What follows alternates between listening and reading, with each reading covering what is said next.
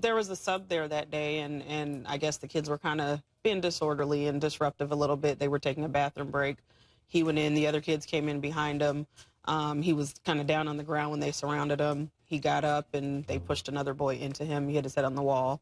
And, you know, we didn't expect that it would turn into this in the beginning. Like what happened? Were you called to the school? And yeah, then you I got took a call from the nurse. I went to the school, took him to the doctor, to a regular pediatrician. They referred us over to Children's Hospital of Atlanta for observation. That was on a Friday. They kept him overnight. And then things just kind of started to change, or to, you know, to physically, diminish. Yeah, right? Physically, yeah. Like what started to happen? When did you notice, oh my God, something is not right with Israel? His speech was slurred.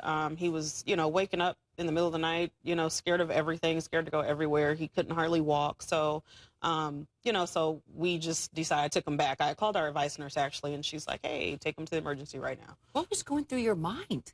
I didn't know what was going on. You know, I was nervous because that's my baby. So did you ever get an apology from the two bullies or their families, the parent? Nobody. No contact at all. No. What about the school? Had he been bullied in the past? He had been, and he told 3 teachers previously that, you know, there was something going on, and nothing was ever done. Nothing was ever addressed. Mm-mm. This was Israel Price just last year.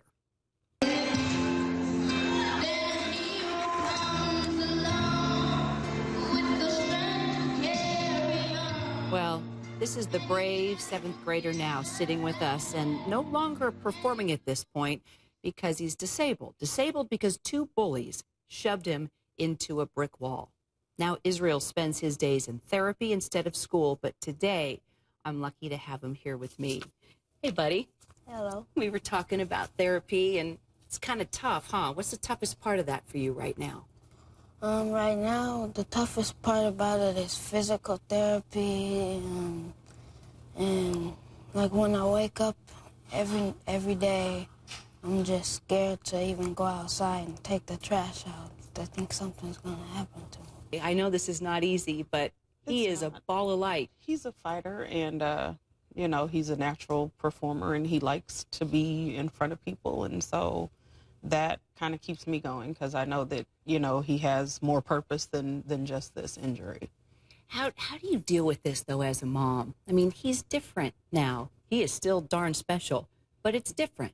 It is.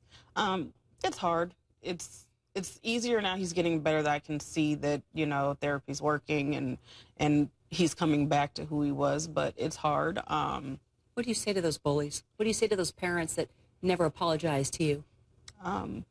You know, I think the biggest thing is for people to know that they have to be held accountable.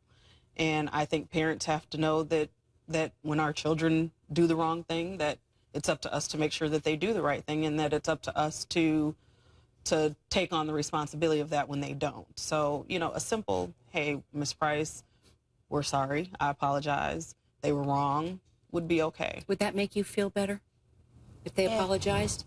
Yeah, just a tiny little bit. Just a tiny little bit. Well, I'll tell you what, we've got about 30 seconds here. And when you and I were up in that makeup room, I said, how's therapy going? And you said, well, they let me sing. And I asked you to sing a little bit for me. So this is your chance, my friend. Okay, I want you to stand up here, all right? There you go. And I want you to look right at that camera, and I want you to sing Somewhere Over the Rainbow for us, okay? The whole song? As much as you want. We'll take it to break. How's that sound? All right, buddy, you're on. Take it away, Israel. Somewhere over the